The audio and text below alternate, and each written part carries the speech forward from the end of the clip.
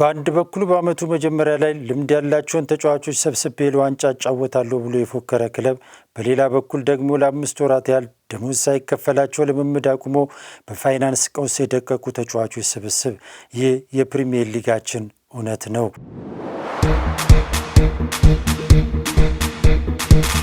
የሚገርመው ነገር እነዚህ ሁለት ክለቦች በኢትዮጵያ ፕሪሚየር ሊግ እኩል የመውረድ ገደል አፋፍ ላይ ሆነው ፊት ለፊት ይጋጠማሉ።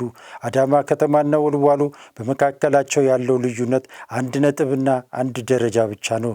ዛሬ የምናየው ተራ የ90 ደቂቃ ጨዋታ ብቻ አይደለም። የክብር ውጥቀትና የረሃብ እልህ የሚጋጩበት የህልውና ጦርነት ነው። ቪዲዮውን እስከ መጨረሻው ተከታተሉ። ከቁጥሮች ጀርባ ያለውን አስገራሚ ጉድ እንፈትሻለን። መላኩ ወልደ ሰንበት ነኝ። አብራችሁን ቆዩ።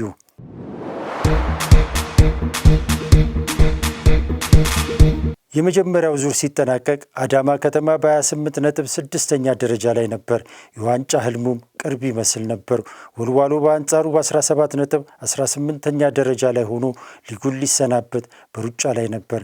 ነገር ግን በሁለተኛው ዙር አስገራሚ ተገላቢጦች ተፈጥሯል። አዳማ ዋና አሰልጣኙን ካሰናበተ ወዲህ በጊዜያዊ አሰልጣኙ መመራት የጀመረ ሲሆን ከዛ በኋላ ባደረጋቸው 7 ጨዋታዎች ማሸነፍ የቻለው 1 ጊዜ ብቻ ነው። በሁለተኛው ዙር በአጠቃላይ በ13 ጨዋታ 7 ጊዜ ተሸንፎ 2 ጊዜ ብቻ በማሸነፉ ደረጃው ወደ 16ኛ ቁልቁል ተንሸራቷል። የዋንጫው እቅድ ዛሬ ላለመውረድ ወደ መቃተት ተቀይሯል።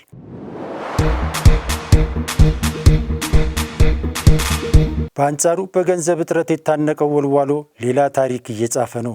ተጫዋቾቹ ዛሬም ደሞዝ በአግባቡ እየተከፈላቸው አይደለም። ነገር ግን ይህ ረሃብና ችግር ወደ ሜዳ ውስጥ እልህ ተቀይሯል። በመጀመሪያው ዙር 3 ጨዋታ ብቻ አሸንፎ የነበረው ወልዋሎ በሁለተኛው ዙር በ13 ጨዋታዎች 6 ጊዜ ድል ቀንቶታል። የተሸነፈው 3 ጊዜ ብቻ ነው። ምንም እንኳ አዳማ 56 ከመቶ የኳስ የመቆጣጠር ብልጫና የገዛ ሜዳውና የደጋፊው ጩኸት ቢኖረውም የፊት መስመሩ እድሎችን ወደ ጎል የመቀየር አቅሙ 14 ከመቶ ብቻ ነው። ወልዋሎ ደግሞ ኳስ ተቆጣጥሮ ባይጫወትም ያገኘውን ጥቂት አጋጣሚ ወደ ውጤት የመቀየር የ17 ከመቶ ሹልነትና ከፍተኛ የማሸነፍ ሞራል አለው። በ8 ግንኙነት 4 ጊዜ በማሸነፍ ታሪካዊ የበላይነቱ ለአዳማ ቢሆንም ወቅታዊ የአእምሮ ጥንካሬው ግን የወልዋሎ ይመስላል።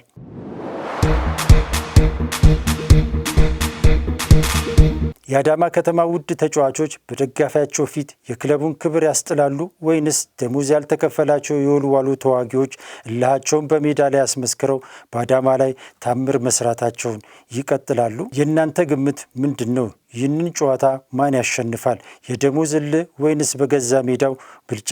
አሁኑኑ በኮሜንት መስጫው ላይ አስፍሩልኝ። ቪዲዮ ከተመቻችሁ ላይክና ሰብስክራይብ ማድረጋችሁን እንዳትረሱ። መላኩ ወልደ ሰንበት ነበርኩኝ። አበቃው።